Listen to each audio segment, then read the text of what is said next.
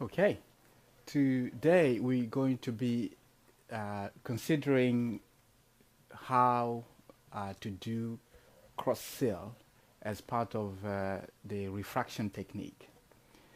To do cross-seal, first of all, we're going to consider what we need to do the cross-seal technique in terms of equipment. The first thing we need the chart, and we need our cross seal, which looks something like that, with a minus side and a plus side.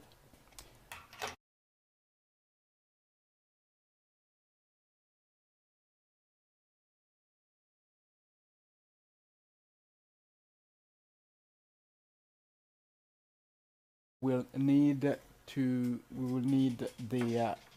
duochrome, which is there, and also we will need the cross-seal target. Now for the cross-seal target, you can use either the dots or you can use the concentric circles, which are those. Now to start our technique of the cross-seal, we said that we will start from the point of the best vision sphere. The best vision sphere meaning the most positive lens that gives the patient the best visual acuity, or the least negative that gives them the best visual acuity. The most positive meaning that if when you start the best vision sphere you put positive lenses in, usually we start with 050 depending on the level of unaided vision, which is the level of vision without any glasses. When the patient comes in, they're not wearing any glasses, you check the level of their vision on the chart, and then from that point on you can estimate what level of the spherical power that they need. If they are long-sighted, hyperopic, they would be positive lenses that you will be putting in, and you carry on putting positive lenses until the next positive lens gives them a worse vision. So what I mean by that is that you put positive lenses, it improves their vision. You increase the power, it improves their vision. You increase the power, it improves their vision, until you reach a point where you put any more positive, it makes their vision worse. So you step back, and that will be your best vision sphere on the positive side. If the patient is short-sighted, myopic, the best vision sphere will be a negative lens, so a minus lens. So you put minus lenses in front of the eye, it improves the vision, but in this time you want the least negative, so you go with very small steps, which usually is 0.25 minus 0.25 lenses. So you keep on putting those lenses until the next lens does not improve the vision anymore. Actually, what the patient will experience is that the next lens will make things smaller and darker for them. That means that you have over minus them. So you take a step back, and that would be your negative best vision sphere. Remember, we say that the cross-seal technique is the element of the refraction that helps us to find the cylindrical part of the prescription. It will help us to find the power of the cylinder, and it will help us to find the axis of the cylinder, the position of that cylinder.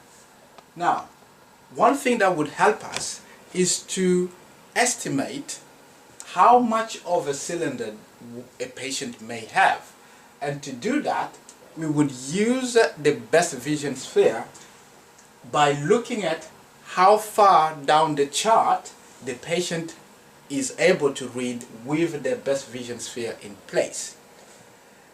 The lower they can go on the chart means the smaller the cylindrical power that you may find. and if the patient with the best vision sphere in place cannot go far down the chart, that means that the cylindrical element is a higher one. For example, if the patient is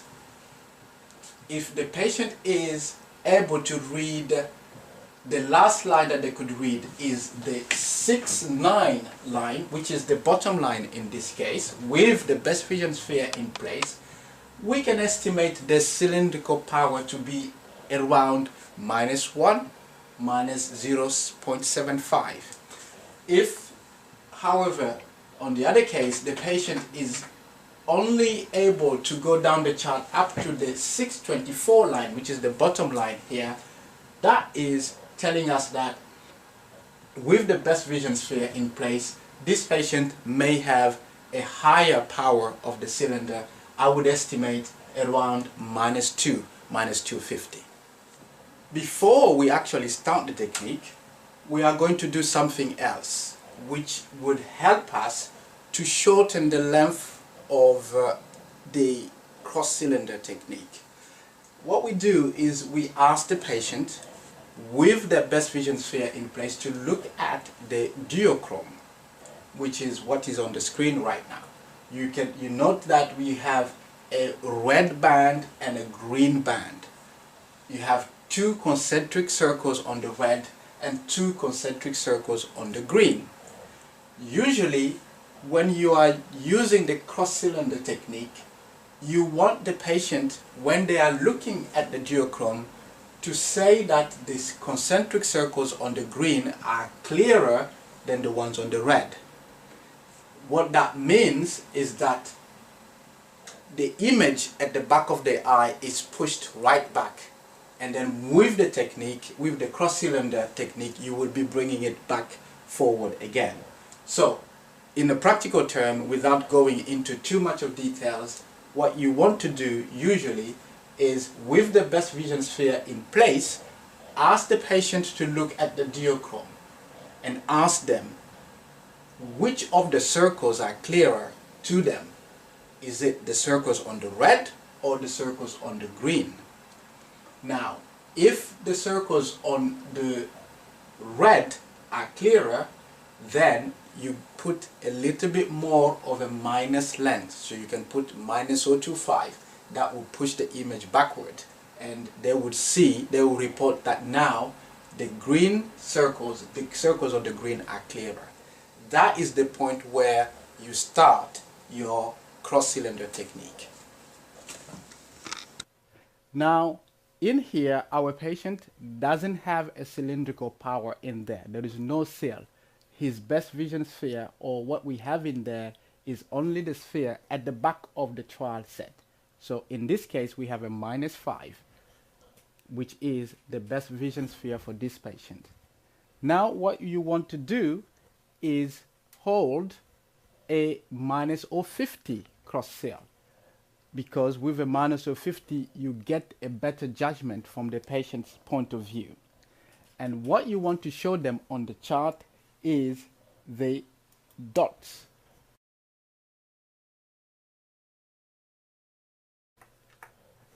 Now, I am going to present this with looking at where the red lines are going. So, first of all, I'm going to ask the patient which of my lenses that I'm going to show them will make the dots on the chart clearer for them. What I'm trying to do in this case is to try to find whether there is any cylinder or not. So what I do is I present with the lines, the red lines at 90 degrees, which is straight ahead, straight like this.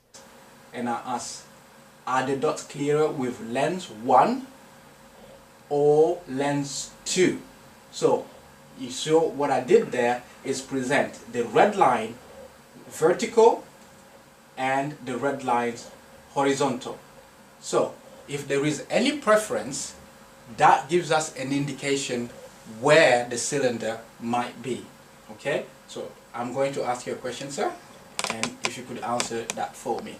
Tell me which of my lenses here will make those dots clearer for you? Can you see the chart okay? Okay. Is it lens 1 or lens 2? 2. Lens 2. So the patient reports lens 2. That gives me an indication that the cylinder would be somewhere in the vertical. If I want to refine even more, I can now hold the handle vertically. That now presents the red line and black line at the cross like this. So I'm going to ask, is it clearer with lens 1 or lens 2? Or neither? 1 or 2? Neither. Neither. That tells me that my cylinder power is most definitely vertical at 90 degrees, because what I did is offer them the choice of moving the cylinder either side of my original position, and they rejected both, which means that the cylinder is not away from the original position. So when we started, I start again. We presented position 1, which was vertical, or position 2. The patient chose position 1.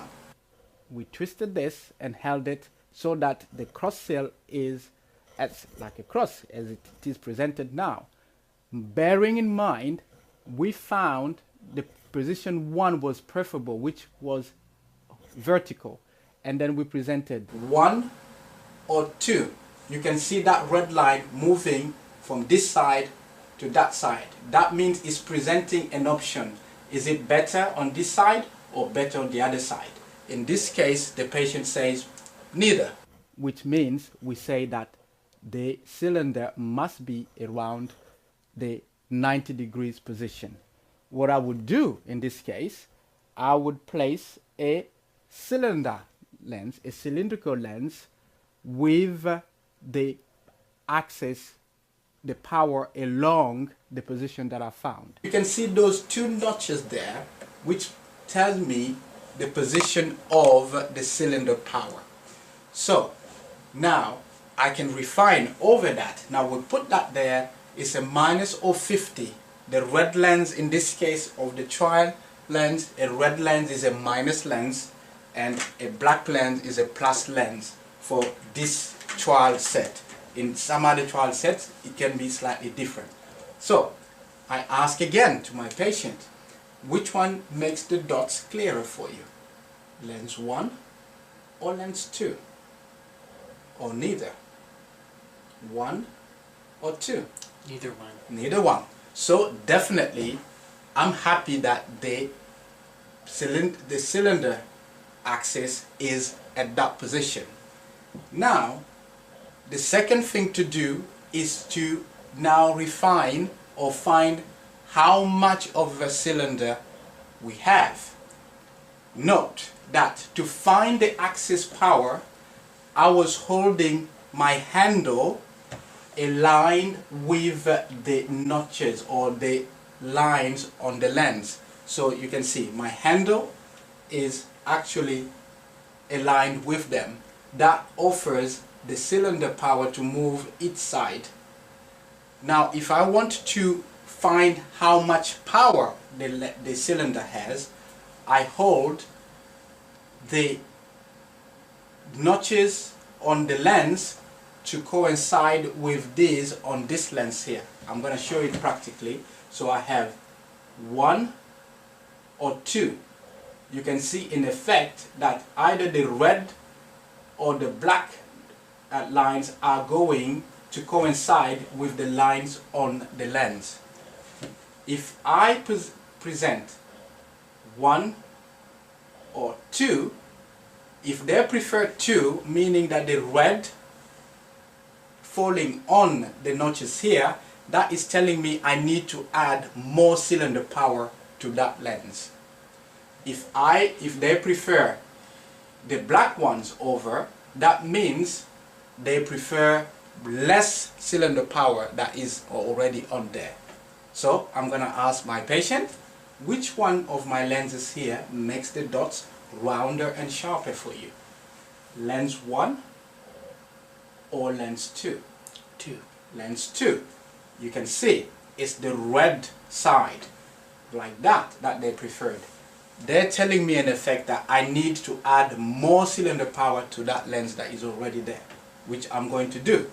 This is a minus 050 cross sail, so that tells me that I can add minus 050 to that lens.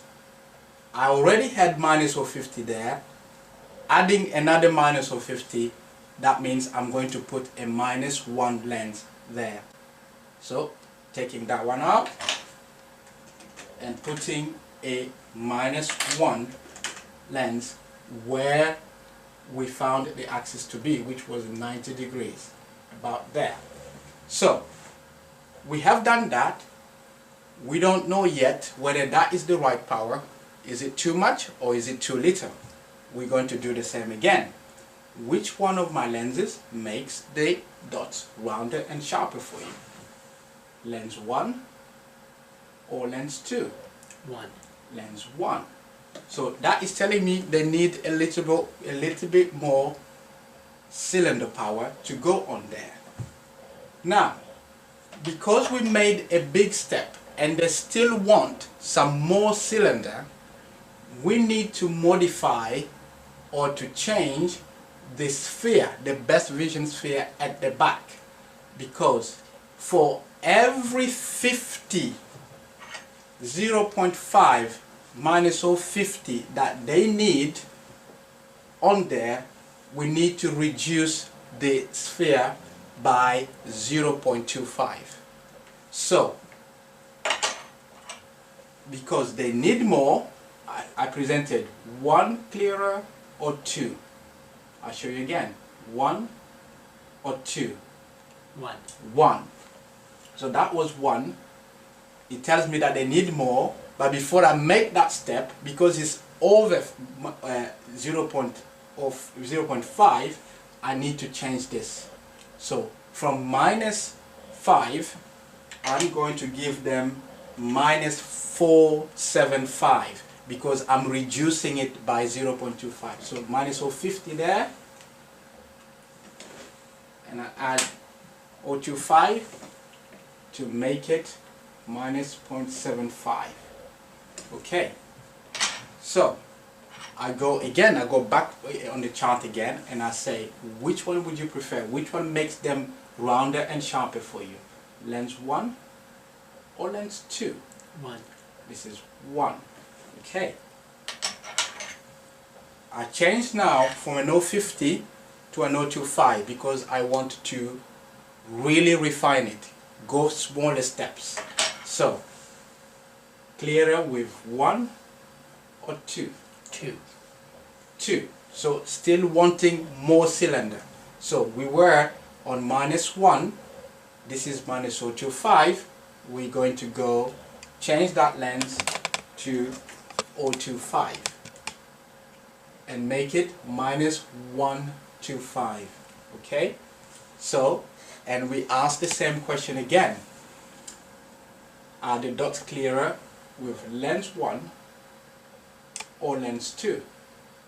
Or 1. neither? 1. 1 or 2? 1. 1. They want another 0.25. So, what I'm going to do is go from minus 1.25. If I add another 0.25, that makes it minus 150. So I go with minus 150.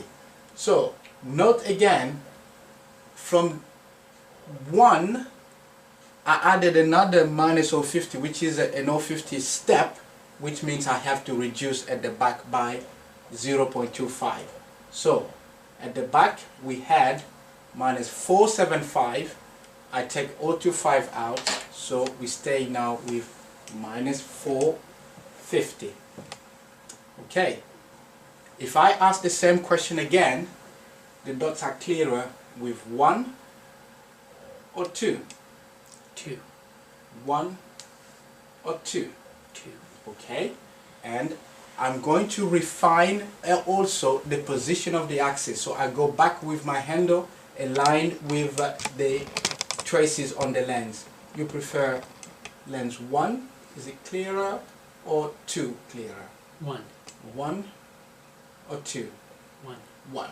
So I move along. So what happened in effect that the more cylinder you put, the closer to the prescription you get, the more clarity the patient gets. So they're able to judge the position of the axis much better because you are closer to the prescription. So I presented, I say, are the dots clearer with 1 or 2? 2. And they prefer 2. If you look, the red part is on this side. So that means I need to twist this lens towards where the red part went. So we were on 90 degrees. I'm moving it, say, to 80 degrees. So, and then I'm going to follow where I moved the notches. So I still keep my handle aligned with them. Wherever position I put my white notches, if I'm going to check the axis, I have to keep my handle aligned with those. So if I go back to 80 and I ask again, the dots are clearer with 1 or 2, or not much difference? Not much different. 1 or 2, or not much difference? Probably 1 is a little bit on 1. So that tells me that we're nearly there, but just a very, very small step of refinement. So I'm going to move from 80 to 85. So we started at 90, I went to 80, and then I move it back to 85. You probably can't see from that angle, but we're on 90 at the moment. It's probably just because of the angle. Yeah, how I'm sitting here. Yeah, okay, you're so not looking at that. That's right, 85. So I asked the same question again. Clearer with 1 or 2? Or not much difference? 1 is a little bit clearer. Yeah. Okay. So if I went on my scale, I need to move to 85 on there. So let's say 85. Okay. 1 or 2? Or not much difference? Do it again. 1 or 2? 2. It tells me to move it a little bit more to this side because 2 was with the red on this side. So I move it a little bit more. And again, 1 or 2? 1 or 2? Or not much difference? 2, just a wee bit. Just a wee bit. And again, 1 or 2? 1 or 2? There's not much difference. Not much difference. That's the end point for the axis position, when the patient doesn't find a difference between one side to the other. So I've gone back to do the axis position because I've increased the cylinder power by so much that the axis position may change because now the patient is seeing much more clearer than when we originally started. So now I go back to the power and I present again, aligning my lines on the lens, on the cross seal, with the lines on the lens on the trial frame. So I ask, the dots are clearer with 1 or 2? 2. So he's still asking for more cylinder power, which I'm going to do. So we were on minus 150. I'm going to increase that one step and it's going to go to minus 175.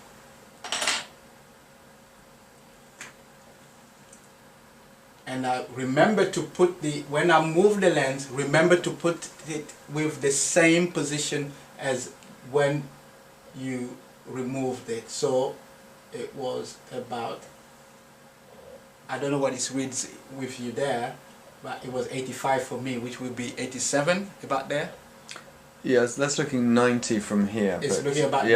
Yeah. Okay. So if we call it 90, it's a bit over 90 now. Really? Okay. Here is 85 actually, and that's where I'm finding it. So, and I show again, the dots are clearer with 1 or 2, or not much difference. Not much different. Okay, 1 or 2, or not much difference. Yeah. Okay, and sometimes when I've done that, I double check with the patient again. I don't present it again in the same order as I did before, because I went 1 or 2, they said no much difference. The next time I present 1 or 2. So I just reversed it just to catch the patient whether they made a good judgment. And if consistent, then I know that that's the end point for me. So remark that we have, on checking the power, no more difference now by adding or taking away. On checking the axis position, no more difference there. So that tells me I have found my cylinder power and I have found my axis position.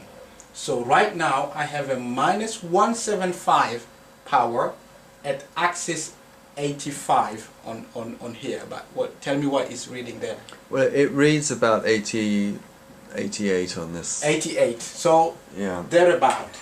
So but precisely on here is reading 85. We have a slight position problem with the camera, but on here it's 85. Okay, so once I've done that, I have now to go back to the chart to check what the patient can see now that we have put a cylinder there. So if I go to the chart, I'm gonna try to go to the smallest line and ask the patient to try and read for me. Okay. VPNUE. Okay, VPNUE is the 676 line. And I'm going to go even further smaller. Smaller means the patient can see well. So I'm going to go one more line. Can you try the bottom line for me? HRZEP. Okay, and I'm going to even try. Challenge the patient. Can you try that one for me? Difficult. Yeah. Yeah, okay. That is, I always do that to just challenge the patient and try to get as much as possible out of them. But this is fantastic vision because he just read the 660 line, 66 line, which is 20/20 vision. But I don't just take it and stop it there. I need now to refine my best vision sphere again. So what I'm going to do is present plus or minus 0.25 to the patient while they're looking at the best line that they could read, which is the 66 line, which is the bottom line in this case. So what we're going to do is present plus 0.25 and plus minus 0.25 to the patient. So what we start, we ask the question, looking at the bottom line there, presenting the plus 0.25, listen to the question. I say, is it just as good or is it better without my lens? That bottom line, is it just as good with my lens here or is it better without my lens? It's better without. It's better without my lens. So you ask whether it's just as good or is it better without. When they say it's better without, they reject that lens.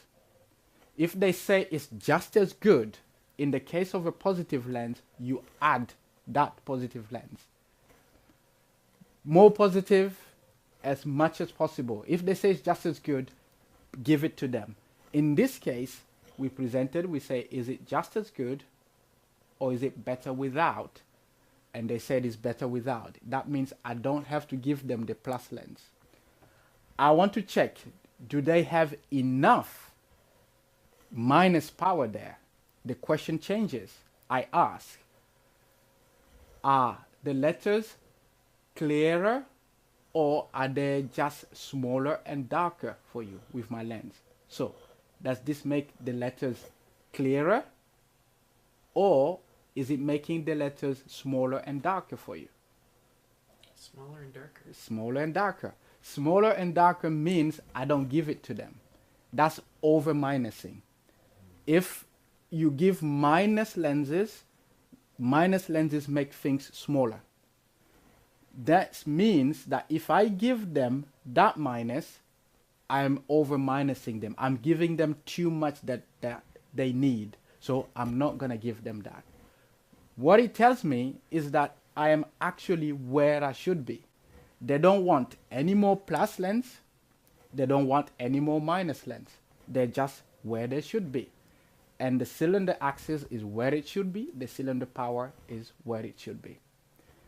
So that is the cross-sale technique, and that is effectively your prescription for that eye. We just completed the cross-sale technique, and we found that the patient had a prescription of minus 450 sphere with a minus 175 cylinder, and the cylinder axis was at 85. And checking on the chart, they could read 66, which is the bottom line on the chart. Now, because this is a subjective technique, meaning that a technique that is relying on the patient giving you answers, there comes a need to check that, is this patient reliable? We're not saying that they're lying to you, but we're saying that, have they given the responses the way they should do? And there are ways for you to check that you did not overplus the prescription, give them more positive power than they needed, or over minus the patient, you give them more minus power than they need. To check that, there is a technique called the +1 blur technique.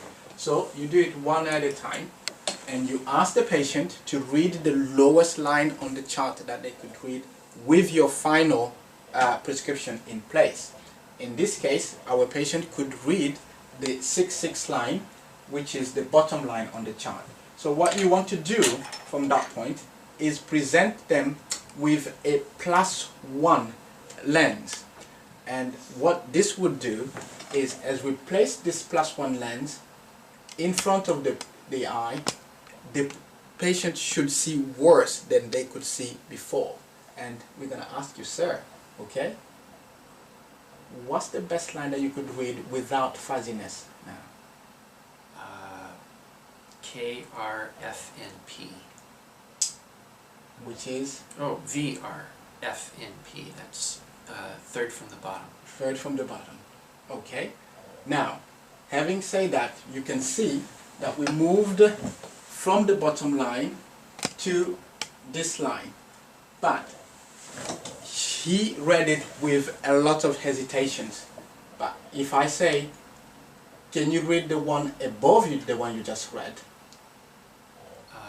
VPEFH. Okay, so that is the best line that they could read without hesitation. All these here are blurred, but this is the best line that starts to get clearer going up the chart. So if you count those lines, is 1, 2, 3, 4. That is 4 lines. That is the result that you want to get. The +1 blur should blur the patient 4 lines above their best visual acuity. Normally, if it's from 6.6, we go to about 6.18, and that means that you did not overplus them, or you did not over minus the patient. But always consider where you started from. Count 4 lines. You want to go 4 lines up. If it doesn't go 4 lines up, that means you did not give them enough plus. So if you started from 6.6 and you put +1 blur and they're still reading 6.75, you know that you did not give them enough plus. You need to review your prescription. So you didn't give them enough plus. On the other hand, if you blur them and the whole chart completely blurred with the +1 blur, it means that you may also have over minus them. So that means you go and review your prescription again. So a +1 blur is kind of a check at the end of the test that will help you to make sure that you found your right prescription and the patient has not had more plus or more minus that they needed. This technique is more used for children. because with children, they have a lot of accommodation, which is their ability to overcome a prescription.